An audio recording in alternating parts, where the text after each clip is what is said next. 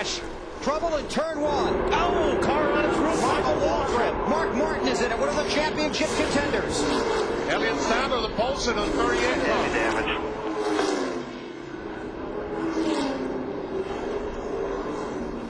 That's Mark Martin's car right there. I couldn't really tell. No steering at all. No steering at all, Mark said, but obviously he is okay. And that's what these guys in the chase especially were Concerned what about. they were worried about is this right here. Dale Earnhardt Jr. got part of it. Hey, flat tires. I got a lot of damage. I hit pretty hard. Some right side damage on the car. Crew Chief Chad Knaus calling Jimmie in. They're going to change the right side tires, check it over, send him back out to stay on the lead lap and make a game plan for if there's anything else they need to address. We can see what happens here, BP. You see Mark Martin there, and it looks like Elliot Sadler got turned by Jimmie Johnson. Yeah, looks like he got hit by the 48 car getting down the corner. And Micheal went over twice. And he just tags the third. Just tags him, just doesn't take a whole lot. Micheal coming here. For poor Micheal, he has no place. He makes contact with Rusty Wallace and Mark Martin. That's what sent him over. Mark's the one that launched him.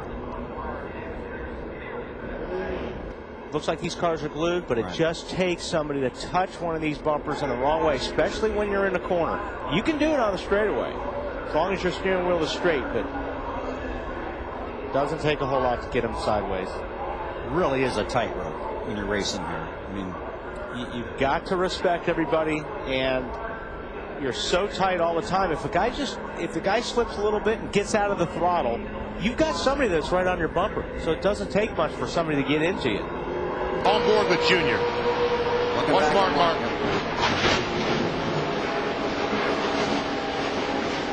Okay, keep coming, buddy. Keep coming. Clear low. Clear low. On board with Michael Waltrip. This should be pretty wild. This is what you see out of the windshield. Right in front of you. Come on around. Come on. And he just got hit. He got hit.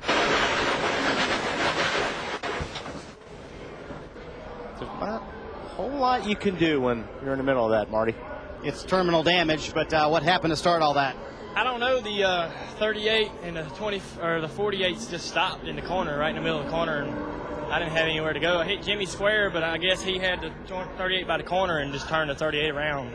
I don't know why they stopped. You had to ask them whether they got together or something in front of us or whatever, but I couldn't do nothing going that fast. The racing seemed to be quite intense very early today, Junior. Well, that's what we get paid for. What a wild ride.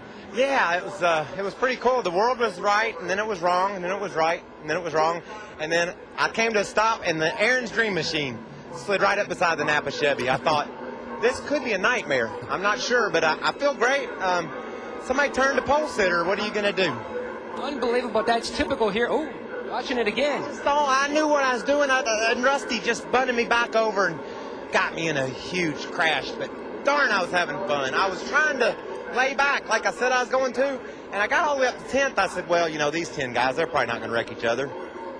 I guess I should have known better than that. I know exactly what happened. The 48 just, I don't know where he was going. It's lap 18 or 19 or whatever it was, and too early in the race to be doing that, and I just had no control of the car. My back tires are off the ground. It's a shame. I'm going to bite my tongue right now, but I feel sorry for all the M&M guys, everybody in the shop, in the engine shop. We had a really good race car. We were just kind of riding around, pushing each other around, exchanging the lead, but way too early in the race to cause a big pileup like that. I mean, we have 3 pedals in the car. You know, the middle one's the brake in case he doesn't know that. Maybe I'll give him a diagram for next week, but it's a shame to take out a lot of good cars this early in the race. It's just no sense in racing like that early. Somebody probably spun the 38 out, probably about all I saw. 38 spun, and I just want to say one thing. The fans are the only one that can do anything about this. No one else can. The drivers can't. The owners can't. And NASCAR's not going to do anything about it. So, you know, I doubt if the fans can either, but they can sure try. I know that it's exciting racing to watch, but golly, I didn't even get a sweat worked up. You know, and you just can't go against God's will. I'd have a championship by now if it was God's will, and you know, I'm okay, and we'll finish this one off, and we'll worry about next year. What would you do to fix it? And surely you don't think the championship is over at this point, Mark? Sure would have been a lot easier if I'd have finished in the top 10 today. you know, the only thing they can do really is take the banks out of these places, and then it wouldn't be as exciting for the fans. And so that's why it's never going to happen. But when you have 230-mile-an-hour race cars running around at 185, this is what you're going to get. I don't care. The drivers can't control it. You can say they can, but we don't really have control over the situation, and we can't get anything done. And you know, the race cars today have outgrown these racetracks. They're 230-mile-an-hour vehicles, and you know, it's like riding around out there kitty cars, you know, at 185.